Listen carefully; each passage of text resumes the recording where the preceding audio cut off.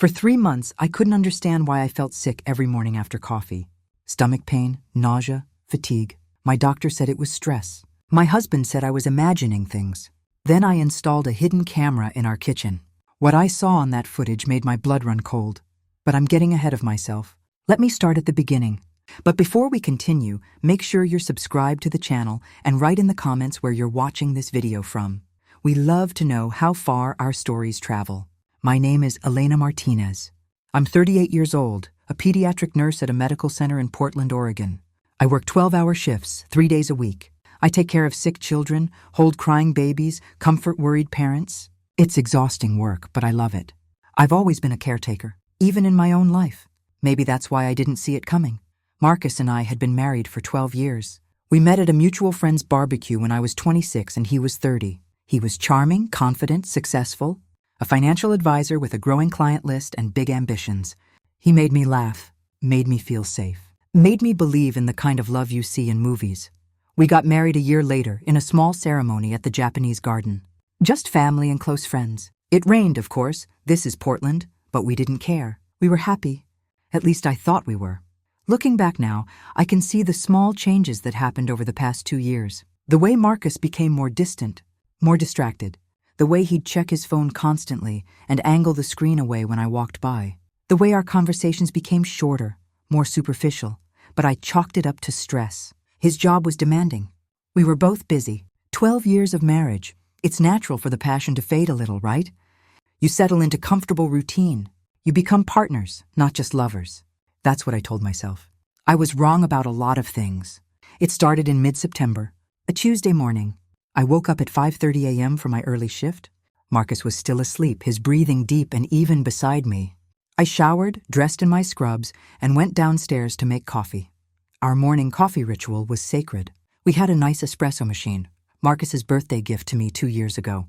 I'd brew a double shot, add a splash of oat milk, and drink it while checking my phone. Marcus would wake up around 6:15, make his own coffee, and we'd have 15 minutes together before I left for work. That Tuesday, I made my coffee as usual. Took the first sip. Something tasted off. Not terrible, just wrong, slightly bitter, almost metallic. I frowned, took another sip. Still weird. Maybe I need to descale the machine, I muttered to myself. I finished the coffee anyway. I needed the caffeine and headed to work. By 10 a.m., my stomach hurt. Not just hurt, cramped, like someone was twisting my insides. I felt nauseous, lightheaded. I excused myself from a patient's room and went to the staff bathroom. I thought maybe it was something I'd eaten. Bad eggs at breakfast? No, I'd only had coffee. Maybe I was getting the flu. The symptoms faded by lunchtime. I felt mostly normal again by the end of my shift. The next morning, it happened again. Coffee tasted slightly off. 2 hours later, stomach pain, nausea, fatigue so heavy I could barely keep my eyes open. Elena, are you okay? My colleague Jennifer asked, finding me leaning against the nurse's station. I don't know. I feel awful. You look pale. Maybe you should go home. I'll be fine. It'll pass. And it did. By early afternoon, I felt better. This pattern continued for a week. Every morning after coffee, I'd get sick. Every afternoon, I'd recover. I mentioned it to Marcus one evening while we were making dinner. I think something's wrong with me, I said, chopping vegetables for a salad. I keep getting sick in the mornings. He looked up from the chicken he was seasoning. Sick how? Stomach pain, nausea, really tired. It's been happening for over a week now. Have you been to the doctor? Not yet. I thought it might just be a bug, but it's not going away. Marcus crossed the kitchen and put his hand on my forehead, checking for fever. The gesture was so familiar, so caring, that it made my chest ache. You don't feel warm, he said. Maybe it's stress? You've been working a lot of overtime. Maybe. Or maybe you're pregnant? He smiled. A little forced, but still a smile. We'd tried for kids in our early years of marriage. It hadn't happened. Eventually, we'd stopped trying, stopped talking about it. The topic had become a quiet sadness we both avoided. I don't think so, I said. Well, if it keeps up, make a doctor's appointment. Better safe than sorry. I will. He kissed my forehead and went back to cooking. The perfect concerned husband. I made an appointment with my primary care physician, Dr. Patel, for the following week. In the meantime, I started keeping a detailed log of my symptoms.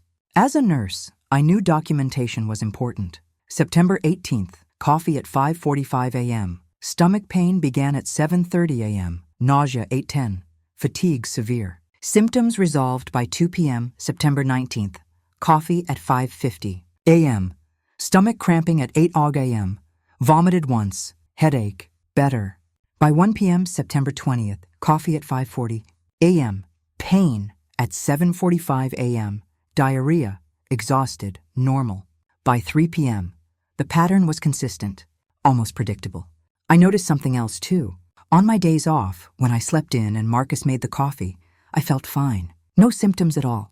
Maybe it's the early wake-up time, I told Jennifer at work. My body isn't adjusting well to the 5:30 alarm. Or maybe it's the coffee itself, she suggested. Could be acid reflux. Or you developed an allergy. That made sense. Sort of. But it didn't explain why the coffee tasted weird, or why the symptoms were getting worse instead of better. My appointment with Dr. Patel was on September 25th. I brought my symptom log and explained everything. And this only happens in the mornings? She asked, reviewing my notes. Yes, always within 2 hours of waking up. Any changes in diet? New medications? Supplements? No, everything's the same as always. She examined me, pressed on my abdomen, checked my vitals, listened to my heart and lungs. Everything seems normal, she said. Your blood pressure is a little low, but not concerning. I think this might be stress-related gastritis or possibly IBS, but I've never had stomach issues before. Stress can manifest in new ways, especially as we age. You work long shifts in a high-pressure environment. Your body might be responding to chronic stress. She prescribed an acid reducer and suggested I try meditation, yoga, maybe see a therapist. If symptoms persist or worsen, come back and we'll run more tests. Blood work, maybe an endoscopy. I left feeling unsatisfied. Stress, really? But I took the medication. Cut back on spicy foods. Tried deep breathing exercises before bed. Nothing helped. October arrived. The leaves turned gold and red. Portland's famous rain started in earnest, and I kept getting sicker. The stomach pain intensified. I lost 8 pounds. Dark circles appeared under my eyes. Patients' parents started asking if I was okay. You should take some time off, my supervisor said. You look exhausted. I'm fine. Just not sleeping well. That was true. Between the pain and the worry, I barely slept anymore. Marcus was sympathetic. He'd rub my back when I felt nauseous. Bring me ginger tea. Hold my hair when I threw up in the morning. Maybe you should see a specialist, he said one evening in mid-October. A gastroenterologist. Dr. Patel mentioned that, if it doesn't improve. It's been a month, Elena. You're getting worse, not better. He was right. I made an appointment with Dr. Sophia Reeves, a gastroenterologist at the same hospital where I worked. She ordered blood tests, a stool sample, an ultrasound of my abdomen. Everything came back normal. I'd like to schedule an endoscopy, Dr. Reeves said during our follow-up appointment. We'll look directly at your stomach and esophagus, take some biopsies, see if there's inflammation, ulcers, anything that might explain your symptoms. The endoscopy was scheduled for early November.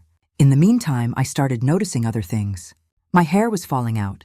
Not dramatically, but more than usual. I'd find strands on my pillow, in the shower drain, on my scrubs. My skin looked dull, grayish. I bruised easily. A bump against the counter would leave a purple mark that lasted for days.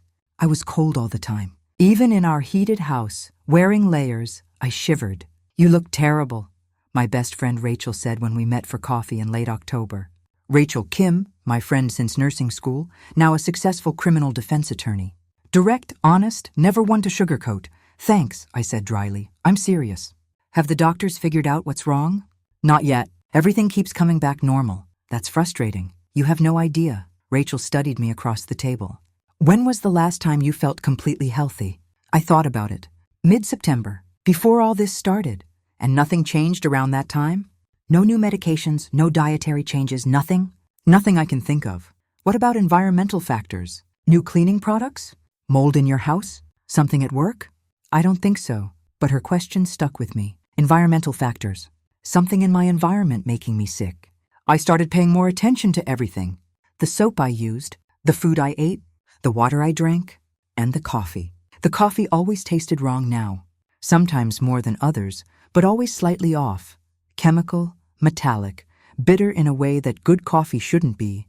One morning in early November, I made my coffee as usual. Took a sip. The taste was stronger than ever, harsh, almost burning. I poured it down the sink. Made a fresh cup, this time running water through the machine first to clean it out. This cup tasted normal.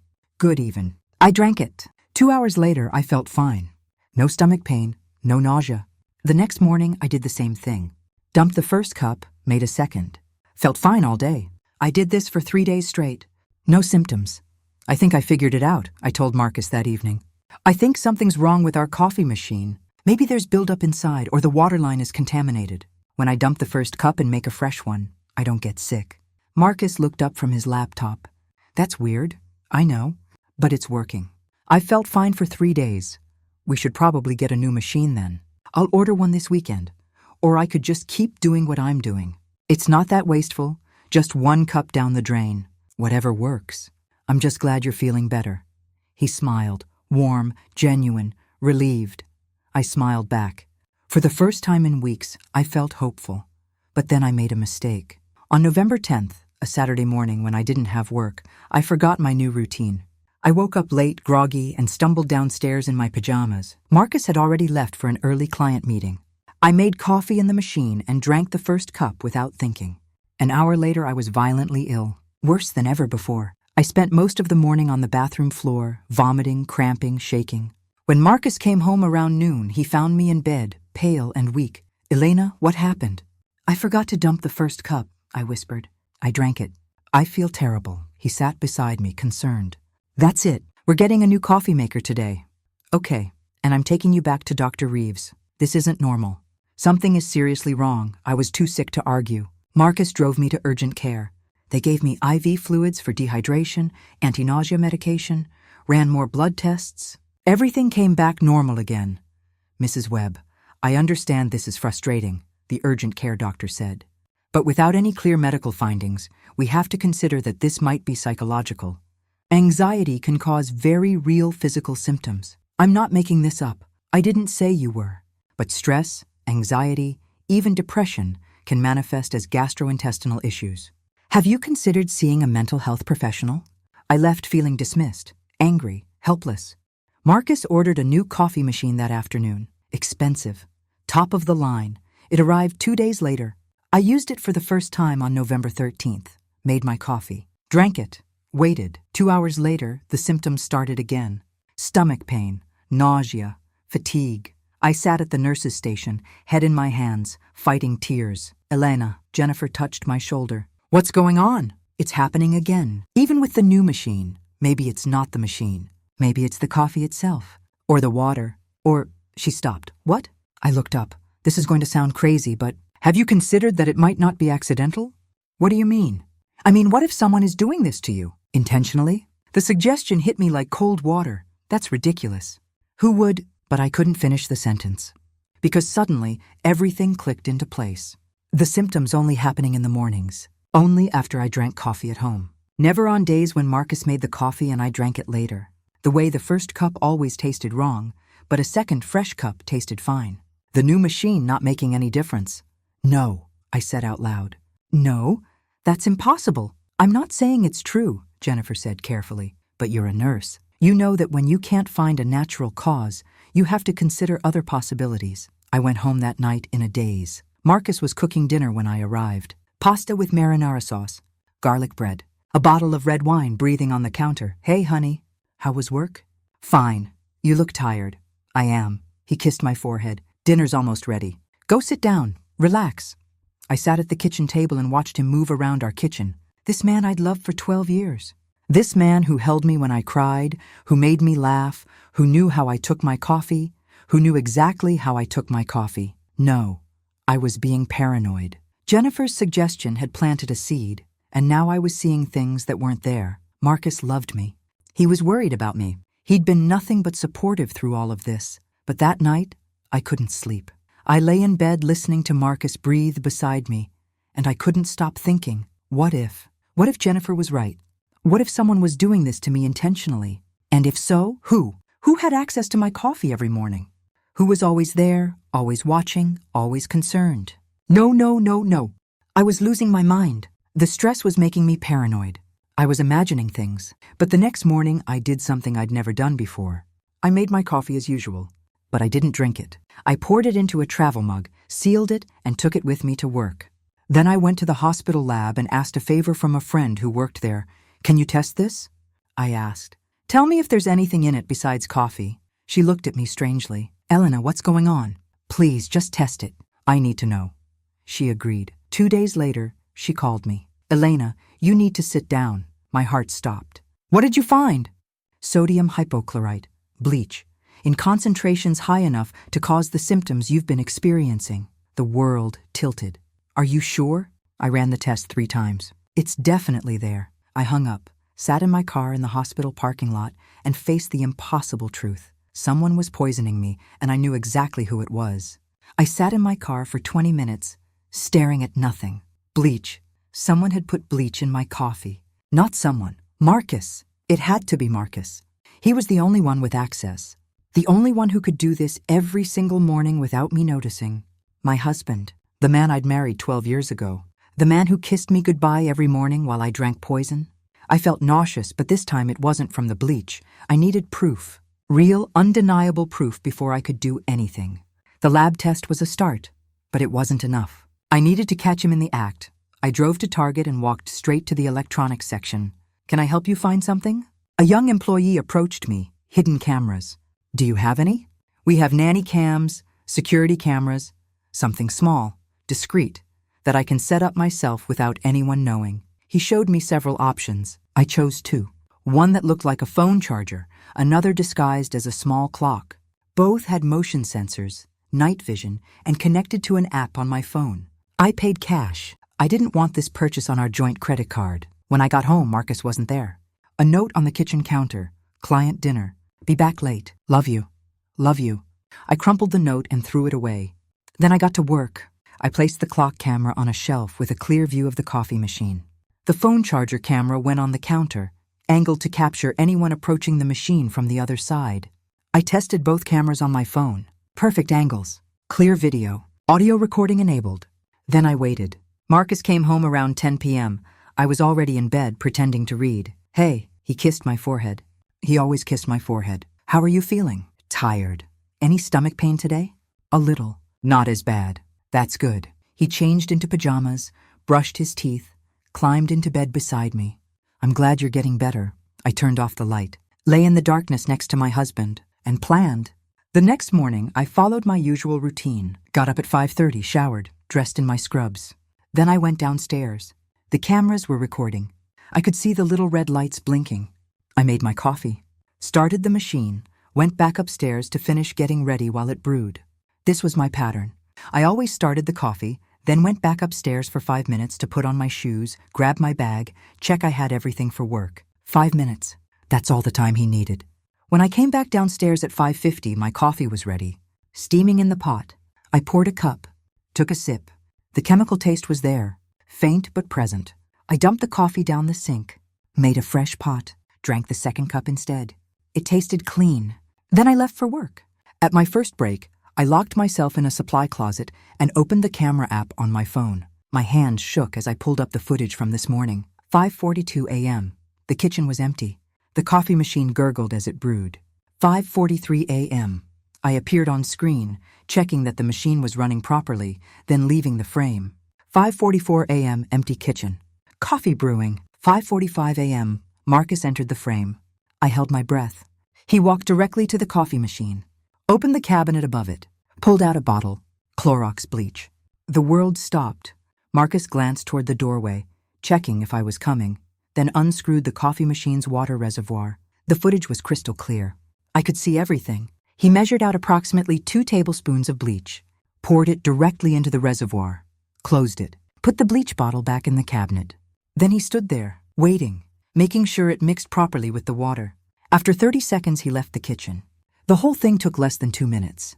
I watched it 3 more times. Watched my husband, calm, methodical, unhurried, poison my coffee. Then I threw up in the supply closet sink. Jennifer found me 10 minutes later, pale and shaking. Elena? What happened?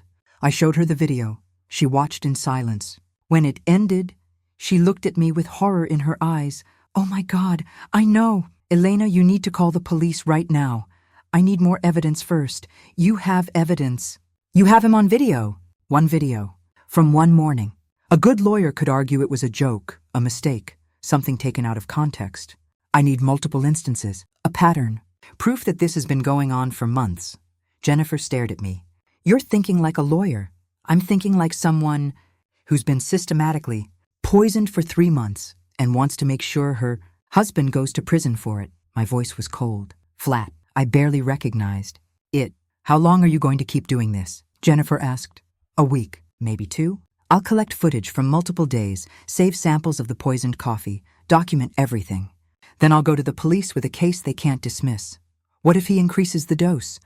What if he decides to use something stronger? He won't. He's been doing small amounts for months. He wants it to look natural, like a slow illness. If I suddenly die, it'll be suspicious. He needs time. Elena, I'm not drinking the poisoned coffee anymore. I'll dump every first cup, make a fresh pot. I'll be fine. But I wasn't fine. That night, I lay in bed next to Marcus and felt nothing but rage. He was reading a book, a financial thriller. He looked so normal, so ordinary. Marcus, I said, Why do you think I've been getting sick? He put down his book, turned to me.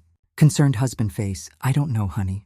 I wish I did. Maybe the endoscopy will show something. What if it's not medical? What if someone is doing this to me? A flicker. Just for a second. His eyes widened slightly, then controlled. What do you mean? Jennifer said something at work. About considering non-medical causes. Like what? I don't know. Environmental toxins. Contaminated water. Something like that. That seems far-fetched, does it? He looked at me carefully. Elena, are you okay? You seem paranoid. I've been sick for 3 months. I think I'm allowed to be paranoid. Of course. I'm sorry. I just worry about you. He reached for my hand. I let him take it. His palm was warm, familiar. The hand that had held mine on our wedding day. The hand that had wiped away my tears. The hand that measured out poison every morning. We'll figure this out, he said. I promise, I smiled. I know. That night I barely slept. Over the next 10 days I collected evidence. Every morning I started the coffee machine and went back upstairs. Every morning the cameras recorded Marcus adding bleach to my coffee. Every morning I dumped the first cup and made a fresh pot. The footage was damning. 9 videos over 10 days. Same pattern every time. Same methodical precision. I saved each video file with timestamps.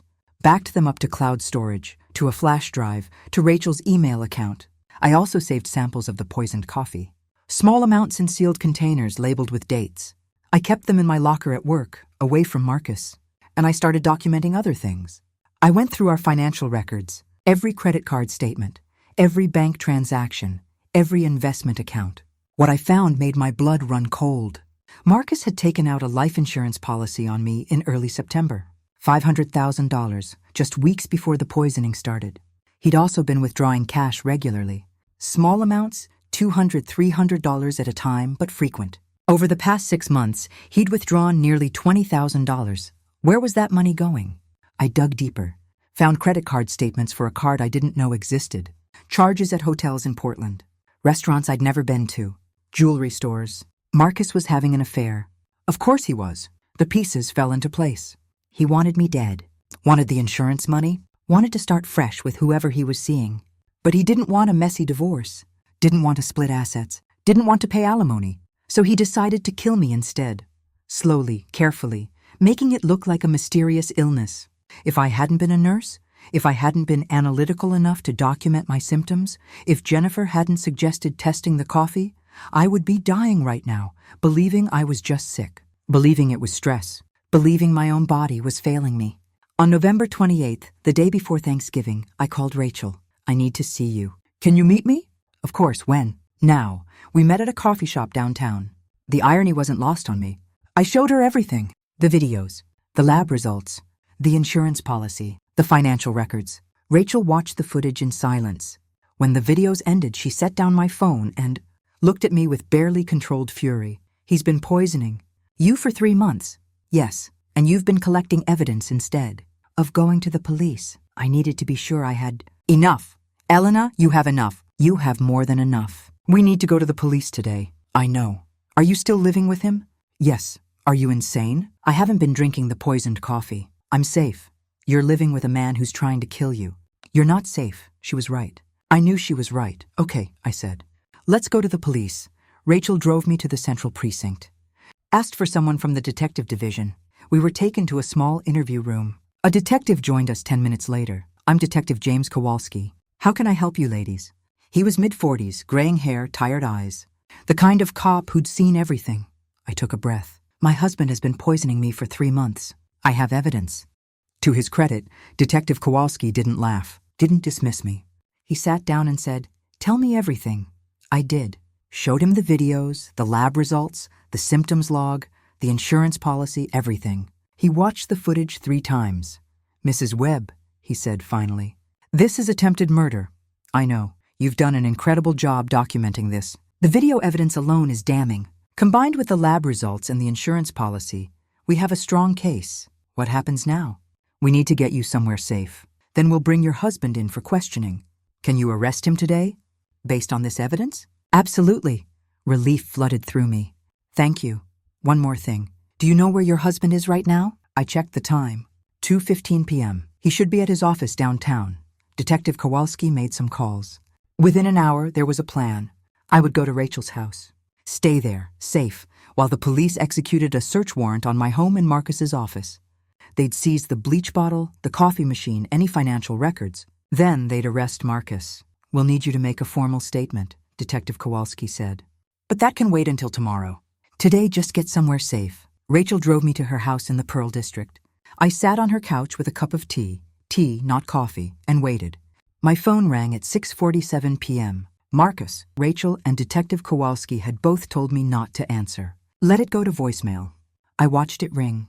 Imagine Marcus somewhere, confused, wondering where I was. The ringing stopped. A minute later, a text. "Elena, where are you? Are you okay?" Then another. "Police are at our house. What's going on?" Then, "Call me, please." I turned off my phone. At 8:30 p.m., Detective Kowalski called Rachel's landline. "We have him in custody," he said. Marcus Webb was arrested at 7:15 p.m. and is currently being booked on charges of attempted murder and conspiracy to commit murder. I started crying. Not sad tears, relief, pure, overwhelming relief. "What happens next?" Rachel asked. "Arraignment will be in a few days. Given the severity of the charges and the evidence, I expect he'll be held without bail. Mrs. Webb, you're safe now." Safe. I hadn't been safe in my own home for 3 months. Rachel made up her guest room for me. I climbed into bed, exhausted, drained, but alive. I was alive, and Marcus was in jail, where he belonged. The arraignment was scheduled for December 2nd, 3 days after Marcus's arrest. I spent those 3 days at Rachel's house, barely leaving the guest room. My phone was off. I'd called my supervisor at the hospital and taken emergency leave. I couldn't face work, couldn't face anyone, couldn't face the reality of what had happened. Rachel brought me food I didn't eat, made me tea I barely drank, sat with me in silence when words felt impossible. "You're in shock," she said on the 2nd day. "That's normal. You've been through trauma." "I should feel something," I said. My voice sounded hollow. Anger, relief, something. But I just feel empty. The emotions will come. Give yourself time. On December 1st, Detective Kowalski came to Rachel's house to go over my testimony. "The arraignment tomorrow is just a formality," he explained. "Your husband will enter a plea. Given the evidence, I expect his attorney will advise him to plead not guilty and request bail. Will he get bail? Not if I have anything to say about it. This is attempted murder with clear premeditation. The video evidence shows planning and intent. He's a flight risk with financial resources. I'll be recommending he be held without bail. What if the judge disagrees? Then we'll argue for extremely high bail with conditions. Ankle monitor, surrender of passport, no contact with you. But honestly, Mrs. Webb, I don't think he's getting out. That should have made me feel better. It didn't." "Have you questioned him?" I asked. "Yes, with his attorney present. He's claiming it was a prank that went too far." I laughed. Actually laughed.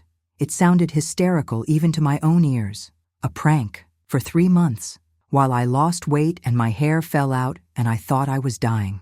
His attorney knows that defense won't work. The insurance policy, the affair, the systematic nature of the poisoning. It all points to intent to kill. But they have to start somewhere. "What affair?" I asked. "I found evidence he was seeing someone, but I don't know who." Detective Kowalski pulled out a file. "Her name is Vanessa Chen, 28 years old, works as a marketing consultant. They met at a professional networking event 6 months ago. We've already interviewed her. Did she know? About the poisoning? She says no. Says she had no idea Marcus was married at first. Then when she found out, he told her you were separated and getting divorced. And she believed him? Apparently. She's cooperating fully with the investigation. Provided phone records, text messages, everything. She seems genuinely shocked by what he did. Of course she was shocked. Marcus was charming. He'd fooled me for 12 years. 6 months would be easy. There's something else you should know, Detective Kowalski said carefully. The financial investigation revealed that your husband has significant gambling debts. Nearly $150,000. I stared at him. What? Online poker. Sports betting. He's been at it for about 2 years. Hiding it well. But the debts were mounting. Collection agencies were threatening legal action. Everything clicked into place with horrible clarity. The affair, the insurance policy, the gambling debts, the poisoning. Marcus hadn't just wanted to start fresh with someone new. He'd needed the insurance money to pay off his debts, needed me dead to solve all his problems at once. I wasn't his wife anymore. I was his financial solution. Are you going to be okay testifying tomorrow? Detective Kowalski asked gently. Yes. He'll be there, in the courtroom. You'll have to see him. I know. We can arrange for you to sit behind a screen, if you'd prefer. No. I want to look at him. I want him to see what he did to me. The detective nodded. You're very brave, Mrs. Webb. I didn't feel brave. I felt like I was barely holding myself together. But I would do this. I would face him. And I would watch him go down. The courtroom was smaller than I expected. Beige walls, fluorescent lights, rows of benches that reminded me of church pews. About 20 people were scattered throughout. Other defendants waiting for their hearings. A few reporters, some court staff. Rachel sat beside me in the second row. She'd taken the day off work to be here. Detective Kowalski sat directly behind us. At 10:15 a.m., a side door opened and Marcus was led in by 2 officers. He was wearing an orange jumpsuit, handcuffs, his hair was messy. He had dark circles under his eyes and several days of stubble on his jaw. He looked terrible, good. His eyes scanned the courtroom and found me immediately. Something flickered across his face. Pain, regret, fear. I couldn't tell and didn't care. I stared back at him with no expression at all. All rise. The Honorable Judge Catherine Morrison presiding. We stood. The judge entered, a woman in her early 60s with steel-gray hair and sharp eyes. Be seated. We're here for the arraignment of Marcus Webb. Mr. Webb, you're represented by David Harper, Your Honor. Public Defender's Office. Public Defender. Marcus couldn't afford a private attorney. The irony would have been funny if everything wasn't so horrifying. Mr. Webb, you're charged with attempted murder in the first degree and conspiracy to commit murder. How do you plead? Marcus's attorney whispered something to him. Marcus nodded. Not guilty, Your Honor. The state requests that Mr. Webb be held without bail, the prosecutor said, standing. She was a woman in her 40s, professional and crisp. This was a premeditated attempt to murder his wife through systematic poisoning over a 3-month period. We have clear video evidence of the defendant adding bleach to his wife's coffee on multiple occasions. We have laboratory confirmation of bleach in the coffee samples. We have documented medical evidence of the victim's deteriorating health. And we have established motive. A $500,000 life insurance policy taken out on the victim just weeks before the poisoning began, along with significant gambling debts totaling $150,000. The defendant is a clear danger to the victim and to the community. He has both the means and the motivation to flee. The judge turned to Marcus's attorney. Mr. Harper, Your Honor, my client maintains his innocence. He has strong ties to the community, no prior criminal record, and no history of violence. He's willing to surrender his passport and submit to electronic monitoring. We request reasonable bail. Reasonable bail? Judge Morrison's eyebrows rose. For attempted murder, the state's case relies heavily on circumstantial evidence. Video evidence of the defendant adding poison to his wife's coffee is not circumstantial. Mr. Harper, with respect, Your Honor, context matters. My client maintains that this was a misguided attempt at what? Attempted murder disguised as a prank? I've reviewed the evidence package. I've seen the videos. I've read the medical reports. This is one of the most clear-cut cases of attempted murder I've seen in my 20 years on the bench. Judge Morrison looked directly at Marcus. Mr. Webb, you systematically poisoned your wife for 3 months while she suffered, while she sought medical help, while she believed she was dying of natural causes. You lied to her face every single day. You kissed her goodbye every morning after watching her drink poison. This wasn't a prank. This wasn't a mistake. This was calculated, premeditated attempted murder. Bail is denied. You'll remain in custody pending trial. She banged her gavel. Marcus's face went white. He turned to look at me again, and this time I saw it clearly. Fear. He was afraid. Good, he should be. As the officers led him away, he tried to say something. "Elena, please." I turned my back, walked out of the courtroom with Rachel's hand in mine. Behind me, I heard Marcus calling my name, begging, pleading. I didn't look back. The trial was set for March, 4 months away. The prosecutor, Maria Santos, explained that the delay was standard for a case like this. We need time to prepare, review all evidence, line up expert witnesses. Marcus's attorney will file motions, try to get evidence suppressed, attempt to negotiate a plea deal. This is going to be a process. What kind of plea deal? I asked. We won't offer anything less than 20 years. Attempted murder with aggravating factors, premeditation, use of poison, extended duration of the crime. 20 years minimum. Will he take it? His attorney would be smart to recommend it. If this goes to trial and he loses, he's looking at life in prison. But some defendants refuse to accept reality. They convince themselves they can win. Over the next few weeks, I tried to rebuild my life. I couldn't go back to the house. Not yet, maybe never. Rachel helped me hire a company to pack up my belongings and put everything in storage. I didn't want to see the kitchen where Marcus had poisoned me. Didn't want to sleep in the bed we'd shared while he planned my murder. I found a small apartment in Northwest Portland. 1 bedroom, hardwood floors, a kitchen with white countertops and appliances I'd never seen before. Clean, new, safe. I bought a coffee maker, stood in Target staring at the options for 20 minutes before I could make myself choose one. Even then I couldn't use it. The sight of coffee brewing made my stomach turn. I switched to tea. I also started therapy, Dr. Sarah Keller. She had a calm, steady presence that made me feel like I could breathe. "What you're experiencing is completely normal," she said in our first session. "You've been through a prolonged, intimate betrayal combined with physical harm. The person who was supposed to protect you tried to kill you. That's profound trauma." "I can't sleep," I told her. "When I close my eyes, I see the video. Marcus pouring bleach into my coffee. Over and over. Have you been having nightmares?" "Every night. Sometimes I'm drinking the coffee and I can't stop. Sometimes I'm confronting him and he's laughing. Sometimes I'm dying and he's just watching." Intrusive thoughts and nightmares are common with PTSD. We'll work on coping strategies, grounding techniques, ways to feel safe again. Will I ever feel safe again? Yes, it takes time, but yes. You survived, Elena. You're stronger than you think. I didn't feel strong. I felt broken. But I showed up to therapy every week. Did the homework Dr. Keller assigned. Practice breathing exercises and mindfulness and all the things that were supposed to help.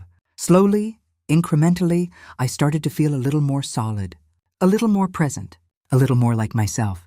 I also returned to work in January. Part-time at first, then gradually back to full-time. My colleagues were supportive. They'd all seen the news coverage. Local nurse poisoned by husband for insurance money had been a major story. Some wanted to talk about it. Others carefully avoided the subject. Jennifer hugged me the first day back. "I'm so glad you're okay. Thanks to you. If you hadn't suggested someone might be doing it intentionally, you would have figured it out eventually. You're too smart not to. Maybe. Or maybe I'd be dead." We were both quiet for a moment. "He's still in jail, right?" Jennifer asked. "Yes. Trial's in March." "Good. I hope he rots there." I went back to taking care of sick children, comforting worried parents, doing the work I'd always loved. It helped, gave me purpose, reminded me that there was good in the world, even after everything. In February, Marcus's attorney reached out to Maria Santos about a plea deal. Maria called me immediately. "They're willing to plead guilty to attempted murder in exchange for 18 years. 18? You said 20 minimum. They're negotiating." I told them no. We're not budging below 20. What happens if they don't accept? Then we go to trial. And honestly, Elena, I think we should go to trial anyway. The evidence is overwhelming. A jury will convict him, and he'll get much more than 20 years. How much more?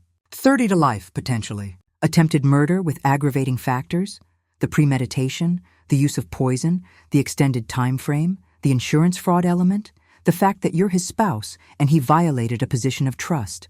All of that adds up. If I were his attorney, I'd be begging him to take any deal we offered. Then let's go to trial.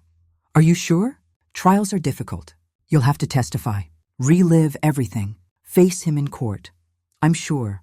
I wanted Marcus to face everything he'd done, wanted a jury to hear the whole story. Wanted him to understand that he hadn't just failed to kill me, he'd lost everything while I survived. The trial began on March 18th. Jury selection took 2 days. The prosecution and defense questioned dozens of potential jurors, looking for people who could be impartial, who hadn't already formed opinions based on the news coverage. Finally, they selected 12 jurors and 2 alternates, 7 women, 5 men, various ages and backgrounds. These people would decide Marcus's fate. Opening statements were on March 20th. Maria Santos stood before the jury, professional and confident. Ladies and gentlemen, this is a case about betrayal, about a man who promised to love and cherish his wife, and instead tried to murder her. For 3 months, 90 days, the defendant, Marcus Webb, systematically poisoned his wife, Elena Martinez. Every morning, while she showered and got ready for work as a pediatric nurse, he added bleach to her coffee maker. Small amounts, just enough to make her sick. Just enough to cause pain, suffering, weight loss, hair loss, and deteriorating health. But not enough to kill her immediately. Why? Because he wanted her death to look natural. He wanted to avoid suspicion. He wanted to collect $500,000 in life insurance money while appearing to be the grieving widower. Maria walked closer to the jury box. Elena didn't know what was happening. She's a nurse, trained to recognize illness, trained to document symptoms, trained to seek medical help, and she did all of that. She went to doctors, had tests run, kept detailed symptom logs. But everything came back normal because this wasn't a natural illness.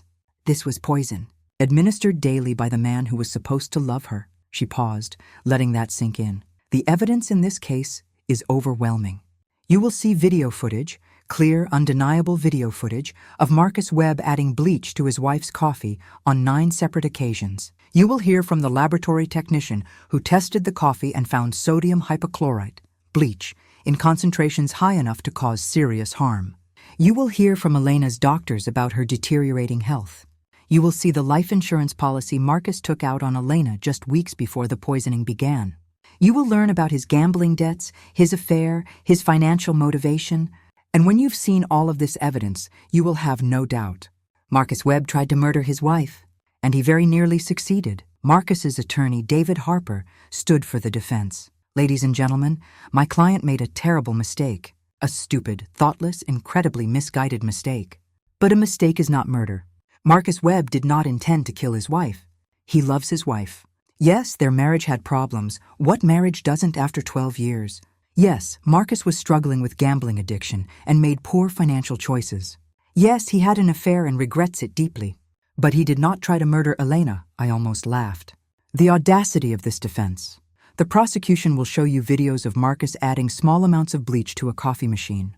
Marcus admits he did this, but his intent was not murder. He was trying to make Elena mildly ill so she would stay home from work. He wanted her attention. He wanted her to depend on him again. Their marriage had become distant, disconnected. He made a terrible choice in trying to create a situation where he could care for her, where they could reconnect. It was wrong. It was criminal. But it was not attempted murder. Several jurors looked skeptical. Good. The prosecution will show you a life insurance policy. Marcus admits he took out that policy. But many couples have life insurance. It's a normal financial planning tool, especially recommended by financial advisors, which Marcus is. The timing may look suspicious, but correlation is not causation. The prosecution will tell you about gambling debts. Marcus admits he has a problem and is seeking help. The prosecution will mention an affair. Marcus admits he was unfaithful and regrets it deeply. But none of these things, not one of them, proves intent to murder. What we have here is a man who made horrible choices and needs to be held accountable. But attempted murder? No, that requires intent to kill. And that intent simply wasn't there. The jury looked unconvinced. Several were already taking notes. Over the next week, Maria Santos methodically built the case. She called Detective Kowalski, who walked the jury through the investigation, the evidence collection, the search warrants, the arrest. She called the laboratory technician who testified about the bleach found in the coffee samples, explained the concentration levels, the health effects, the clear evidence of contamination. She called Dr. Sophia Reeves, the gastroenterologist who'd treated me. Dr. Reeves explained my symptoms, the tests that came back normal, the mysterious nature of my illness that suddenly made sense when poisoning was considered. She called my friend Jennifer, who testified about my deteriorating condition at work, about suggesting I consider non-medical causes. She called Vanessa Chen, Marcus's mistress. Vanessa cried on the stand as she described their relationship, how Marcus had lied about being separated, how she'd believed him because he seemed so sincere. And then Maria called me. I walked to the witness stand on shaking legs, put my hand on the Bible, swore to tell the truth, looked out at the courtroom and saw Marcus sitting at the defense table, staring at me. I looked away. Maria approached. Mrs. Webb, can you tell the jury about your marriage to the defendant? I took a breath. We met 13 years ago, got married after a year of dating. For a long time, I thought we were happy. He was charming, successful, supportive. I loved him completely. When did things change? Looking back, probably about 2 years ago, he became more distant, more secretive with his phone, working late more often. But I thought it was just stress from his job. I didn't suspect anything was wrong. Tell us about September of last year. I started getting sick. Every morning after drinking coffee, I'd have severe stomach pain, nausea, fatigue. It got progressively worse. I lost weight. My hair started falling out. I had constant pain. I went to multiple doctors, had numerous tests. Everything came back normal. They thought it was stress-related. When did you first suspect poisoning? A colleague suggested I consider whether someone might be doing this intentionally. At first, I thought that was ridiculous. But then I tested a sample of my coffee and found bleach in it. What did you do then? I installed hidden cameras in my kitchen. I needed proof before I could go to the police. And what did those cameras show you? They showed my husband adding bleach to my coffee machine every morning while I was upstairs getting ready for work. 9 times over 10 days. The same pattern every time, Maria nodded. Let's watch those videos now. The courtroom lights dimmed. A screen lowered from the ceiling. The first video played. Marcus walking into the kitchen, opening the cabinet, pulling out the bleach bottle, adding it to the water reservoir, closing everything up, leaving. The jury watched in silence. Then the second video. The same sequence. Then the third, fourth, fifth. By the 6th video, several jurors were shaking their heads in disgust. When the lights came back up, Maria said, Mrs. Webb, what was your reaction when you first saw this footage? My voice cracked. I threw up. I couldn't believe what I was seeing. The man I'd loved for 12 years, the man I'd trusted completely, was poisoning me. Every morning, while smiling at me, while kissing me goodbye, while telling me he loved me. Did you confront him? No, I collected more evidence, saved multiple videos, gathered coffee samples. Then I went to the police. Why didn't you confront him directly? Because I was afraid. If he knew I'd discovered what he was doing, I didn't know what he might do. He'd already tried to kill me once. I wasn't going to give him another opportunity. Maria walked closer to the jury. Mrs. Webb, did you know about the life insurance policy? Not until Detective Kowalski told me. Marcus took it out without discussing it with me. I never signed anything. Did you know about his gambling debts? No.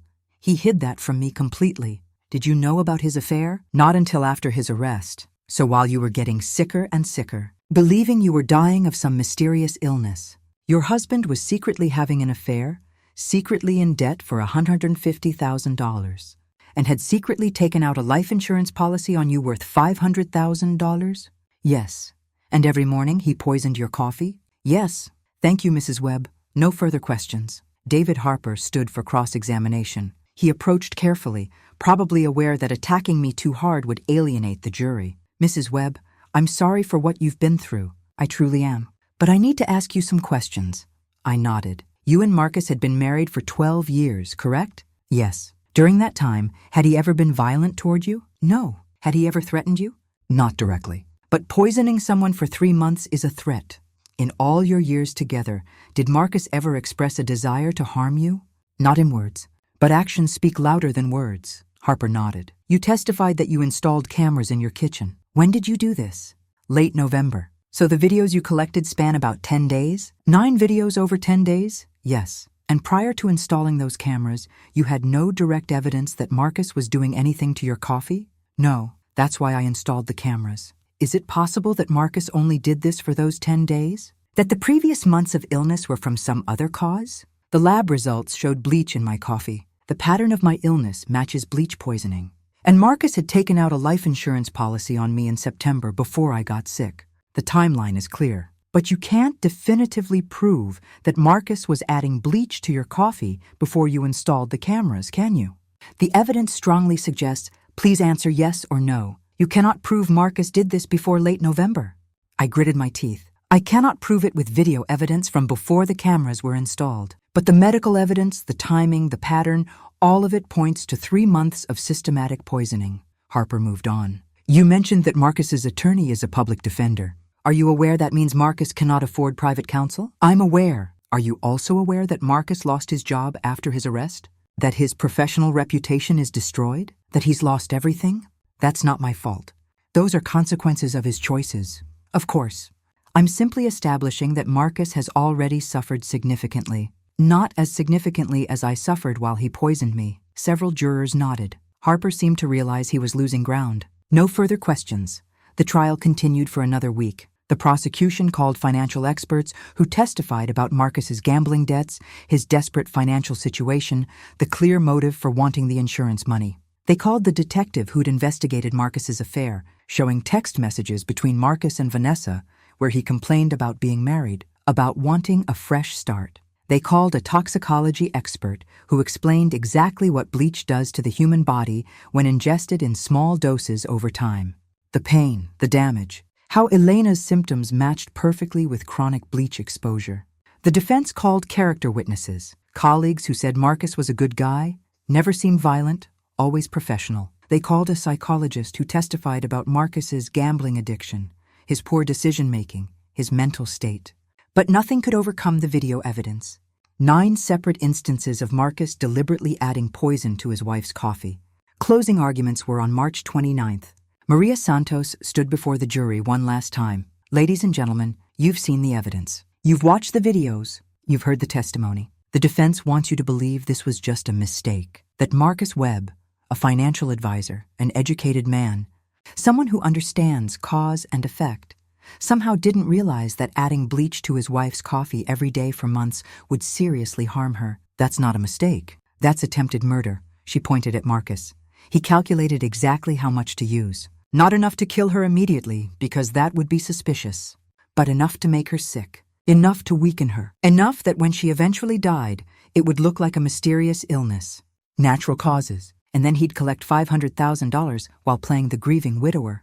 Maria walked along the jury box, making eye contact with each juror. The defense says he didn't intend to kill her. Really? Then what was the plan? Poison her until she got so sick she had to quit her job and stay home so they could reconnect? That's absurd. You don't reconnect with someone by poisoning them. You don't show love by causing pain. You don't fix a marriage by attempting murder. She paused. Elena Martinez is alive today because she's smart.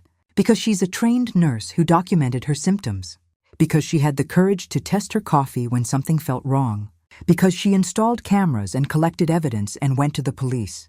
She saved her own life. Marcus Webb tried to take it. He failed. And now he must face the consequences. Find him guilty. Send the message that you cannot poison your spouse and call it a mistake. Send the message that attempted murder is exactly what this was. David Harper gave his closing argument, but it felt hollow. He argued that Marcus was troubled, addicted, making poor choices, but not a murderer. He asked for mercy. The jury didn't look convinced. Judge Morrison gave instructions, explained the law, the burden of proof, the definition of attempted murder. Then she sent the jury to deliberate. They came back in 3 hours. Has the jury reached a verdict? We have, Your Honor. The foreperson stood, a woman in her 50s, stern-faced and serious. In the case of the state of Oregon versus Marcus Webb, on the count of attempted murder in the first degree, how do you find? We find the defendant guilty. The courtroom erupted, people gasping, murmuring, a few even clapping before the judge banged her gavel. I sat frozen, unable to process it. Guilty. He was guilty. Marcus put his head in his hands. Order, Judge Morrison commanded. Mr. Webb, you have been found guilty of attempted murder. Sentencing will be scheduled for 30 days from now. You are remanded to custody. This court is adjourned. As they led Marcus away, he looked at me one last time. I stared back and felt nothing but relief. Sentencing was on April 28th. I was allowed to give a victim impact statement. I stood before the court, before Marcus, and spoke. For 3 months, I woke up every morning, kissed my husband, drank the coffee he'd poisoned, and went to work taking care of sick children while I was dying. I didn't know why I was sick. I thought my body was betraying me. I thought I was losing my mind. But it wasn't my body. It wasn't my mind. It was my husband, the man who promised to love me, the man who stood at an altar and vowed to cherish me in sickness and in health. He chose sickness. He chose poison. He chose attempted murder. My voice shook, but I kept going. I lost 12 pounds. My hair fell out. I was in constant pain. I thought I was dying, and I was right. I was dying, just not from natural causes. Every morning, Marcus looked me in the eye and lied. Kissed me goodbye after watching me drink poison. Told me he loved me while actively trying to kill me. That kind of betrayal doesn't just hurt physically. It destroys trust. It destroys your sense of reality. It destroys your ability to feel safe. I looked directly at Marcus. You didn't just try to kill my body. You tried to kill my spirit, my peace, my sense of security in the world. And you almost succeeded. But I survived. I'm here, and you're going to prison. Judge Morrison listened to several more statements. From Detective Kowalski, from my doctors, from Rachel. Then she delivered her sentence. Mr. Webb, I've reviewed the evidence in this case extensively. I've watched the videos of you systematically poisoning your wife. I've read the medical reports documenting her suffering. I've seen the life insurance policy, the evidence of your gambling debts, the clear financial motive. This was a calculated, premeditated attempt to murder your wife for money while conducting an affair. You violated every vow you made to her. You violated her trust in the most fundamental way possible. You showed no mercy to her as she suffered. I will show you none now. She looked at Marcus with cold eyes. I sentence you to 30 years in prison without the possibility of parole. May you spend every day of those 30 years reflecting on what you did to a woman who loved you. This court is adjourned. 30 years. Marcus would be 72 when he got out. If he lived that long. Justice had been served. 1 year later, I stood in my apartment, a different one now, bigger, brighter, with windows that faced west toward the mountains. I'd rebuilt my life piece by piece. Therapy every week, work at the hospital, now as a head nurse with a promotion and a raise. Friendships that deepened as I learned to trust again. A daily routine that brought comfort instead of fear. I could drink coffee now. It had taken months, but eventually I'd bought a coffee maker. Not the same brand as before, something completely different. The first cup I'd made myself, I'd cried. But I drank it, and the next day I made another. And another. Eventually, coffee became just coffee again. Not poison, not fear, just morning comfort. I'd also started dating. Nothing serious yet, but I was open to it. Learning to trust again. Learning that not everyone would hurt me. Marcus sent letters from prison, dozens of them, apologizing, explaining, begging for forgiveness. I never opened them. I had Rachel forward them to the prosecutor's office. They were kept on file in case he ever tried to appeal, but I never read them. I didn't need his apologies, didn't need his explanations. I needed him to stay in prison where he belonged. On the anniversary of his sentencing, I visited Rachel for dinner. How are you doing? She asked, pouring wine. Good. Really good, actually. I'm glad. You've come so far. I survived attempted murder. Recovery was always going to take time. You did more than survive. You saved yourself. You gathered evidence, you went to the police, you testified. You made sure he couldn't hurt you or anyone else. I raised my glass. To survival. To justice. To still being here. To you, Rachel said. For being stronger than he ever imagined. We clinked glasses. And I realized something important. I wasn't defined by what Marcus had done to me. I wasn't a victim anymore. I was a survivor, yes, but more than that, I was myself again. Elena Martinez, nurse, friend, woman rebuilding her life on her own terms. The poisoning had tried to kill me, but I was still here, and I was going to be okay. If this story moved you, please don't forget to like and subscribe. Your support helps me continue sharing stories that uncover the hidden truths of everyday life. There are so many more untold stories waiting to be revealed. Thank you for being here. Now tell me, what would you have done if you were in their place? I'd love to hear your thoughts. Please share them with me in the comments below. On the screen, you can see 2 more life stories I strongly recommend. There are many more waiting on my channel. Don't forget to subscribe. See you in the next life story.